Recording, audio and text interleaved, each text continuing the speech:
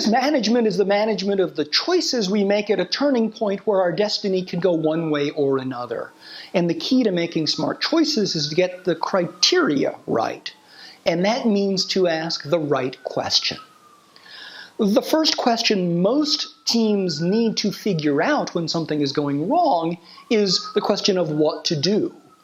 But if they ask themselves, what should we do? They tend to come up with self-referential solutions that won't work. The key in getting the question right is to understand the relationship between trust and expectations. Trust is the natural consequence of expectations that are met, of expectations that are fulfilled. And if we seek to maintain or even to grow trust in a crisis, we need to start with a deep understanding of those stakeholders who matter to us. And then, about those stakeholders, ask this question. What would reasonable people appropriately expect a responsible organization or leader to do when facing this kind of challenge? Now, we could spend hours debating the words reasonable and responsible and appropriate, but we really know what those words mean. So, for example, assume a plane crash. Reasonable people don't appropriately expect a responsible airline to know at the moment of the crash what caused the crash. Now, the media will ask about it, and social media will speculate about it, but that doesn't mean that we ought to talk about that, because reasonable people don't appropriately expect us to know what caused the crash at the moment of crash.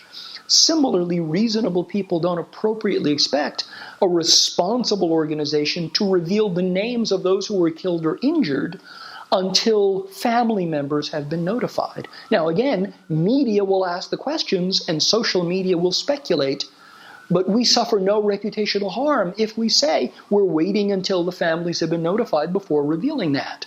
Trust and confidence remain high because that is an appropriate expectation. We can inventory expectations of stakeholders in a crisis at a very granular level, stakeholder by stakeholder. We can inventory those expectations big, as in all employees, all customers, all investors, regulators, or we can inventory those expectations small. Only those employees working on the midnight shift of this assembly line at this factory, or only this particular regulator. But however granular our inventory of expectations may be, there's one common expectation that applies to all stakeholders, and that expectation is this. In a crisis, every stakeholder expects us to care. To care that something has happened that requires attention. To care that people are at risk of being victims. To care that victims need to be taken care of. The single biggest predictor of loss of trust, of loss of confidence, of loss of reputation, of loss of other measures of competitive advantage is the perception that an organization and its leaders don't care. So effective crisis response consists of a timely demonstration that we care and a persistent demonstration that we continue to care. And that demonstration needs to continue for as long as that expectation exists. Now, what it means to show we care may be different from stakeholder to stakeholder, may be different from the early moments of the crisis to later moments in the crisis, but the need to care does not change. So crisis management is the management of choices. We need to ask the right questions. The questions need to be based on stakeholder expectations, and the fulfillment of expectations causes trust to go up. The failure to fulfill expectations causes trust to go down.